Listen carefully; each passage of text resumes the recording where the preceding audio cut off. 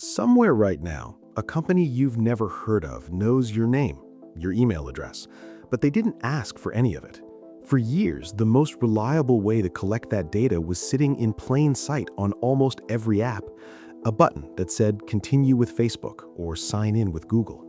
But in June 2019, Apple changed everything with one new feature. iOS 13 was one of the most impactful iOS updates. But to understand how the industry works, it starts with a concept from computer science called the primary key. In a database, a primary key is a unique identifier, a single piece of data that links every other record about a person together. In the physical world, your primary key is probably your social security number or your passport number. But on the internet, for most of the past 2 decades, your primary key was your email address. Think about how consistent your email address is across your digital life. You use it to log into your bank, your streaming services, your shopping accounts, your medical portals. Unlike a name, which thousands of people share, your email address is uniquely yours. For a data broker trying to build a profile of who you are and what you do, your email address was the thread that connected everything. And the most efficient way to get it was the sign in with Facebook and sign in with Google buttons, which were offered to app developers as a convenience feature. Instead of making users create a new username and password for every app, let them log in with an account they already have.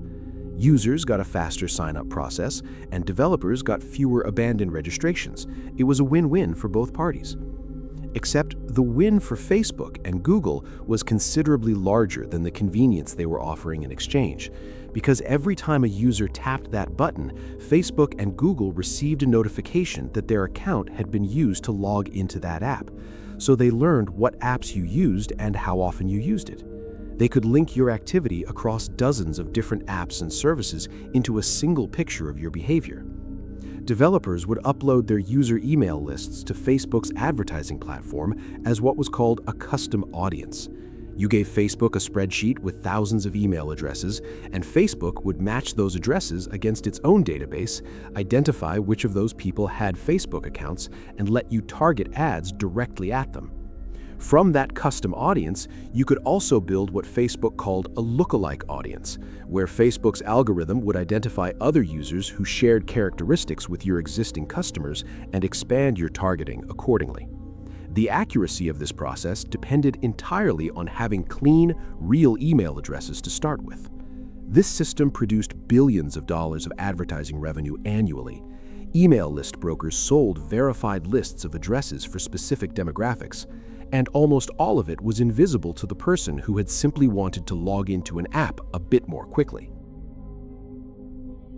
On June 3, 2019, Craig Federighi, Apple's Senior Vice President of Software Engineering, showed an image on the screen showing the familiar Facebook and Google sign-in buttons, and he said something that no senior executive at a major tech company had said publicly and directly before.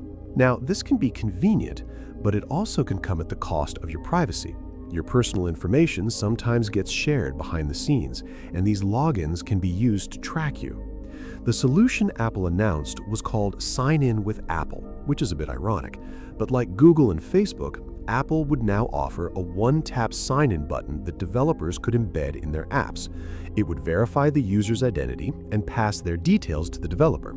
But unlike Facebook and Google, it was built from the ground up to give the user as little exposure as possible.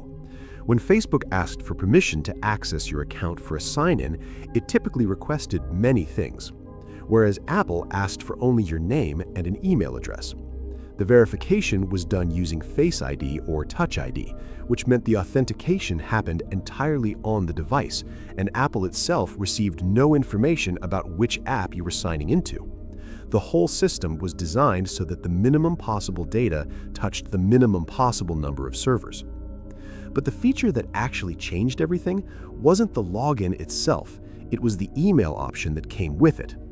When a user chose to sign in with Apple, they were given a choice. They could share their real email address with the developer in the same way Facebook and Google's, or they could tap Hide My Email and Apple would generate something completely different. Instead of your real address, the developer received a string of random characters, a burner address unique to that app, that forwarded anything sent to it directly to your real iCloud inbox without the developer ever knowing what your real address was. And you could disable the forwarding at any time from a single toggle in your iCloud settings, which meant you could effectively delete your relationship with an app without ever touching the app itself. For an individual user, this was a genuinely useful privacy tool. For a marketer who had spent years building their entire acquisition strategy around verified email matching, this was a direct attack on what they had been doing. App Store Guideline 4.8 was a rule Apple added to its developer terms, which stated clearly that any app offering a third-party social login button, whether from Facebook, Google, or any other platform, was now required to also offer sign-in with Apple as an equivalent option. The tech analyst Ben Thompson, writing on Strategery, pointed out that the mandate went further than privacy. Because sign-in with Apple required developers to implement Apple's system even in apps that also had Android and web versions, Apple was effectively forcing non-Apple platforms to integrate Apple's ecosystem as a sign-in method. Every app that complied with Guideline 4.8 had to build Apple's authentication system into their product, regardless of whether that product existed primarily on the iPhone. Apple's walled garden was extending its reach into the broader internet, one developer compliance at a time. iOS 13 and sign-in with Apple were, in retrospect, the first strike. The second strike came in April 2021 when Apple introduced app tracking transparency as part of iOS 14.5. This was the feature that made the headlines, the one that put up a prompt on every iPhone asking users directly whether they wanted to allow an app to track their activity across other companies' apps and websites. The overwhelming majority of users tapped no. By the end of 2021, advertising technology company Lotame estimated that Facebook, YouTube, Twitter, and Snapchat had collectively lost almost $10 billion in revenue in the second half of the year alone, a 12% decline attributable directly to the ATT change. Facebook's share of that figure was the largest, at over $8 billion. Meta's CFO confirmed the following February that the iOS changes were expected to cost the company $10 billion in 2022. But sign-in with Apple had been operating in the background since September 2019, well before app tracking transparency arrived to formally pull the plug. The data broker industry woke up to a WWDC keynote and discovered that the infrastructure they'd built over a decade was being destroyed by a company that decided their business model was incompatible with the iPhone's future. The public response to Apple's privacy features was largely positive because the behavior being disrupted had been mostly invisible.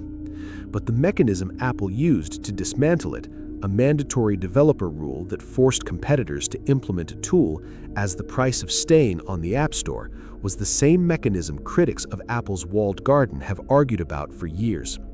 Apple's power to set the rules for the App Store is the same power that let them make this particular call in users' favor. Whether they will always use that power in users' favor is a different question, and one that regulators in the UK, EU, Brazil, Italy, and the United States are actively trying to answer. For now, every time you tap Sign In with Apple in an app and see a burner email address generated on your behalf, you're looking at the remnant of a $5 billion industry that Apple decided to dismantle one software update at a time.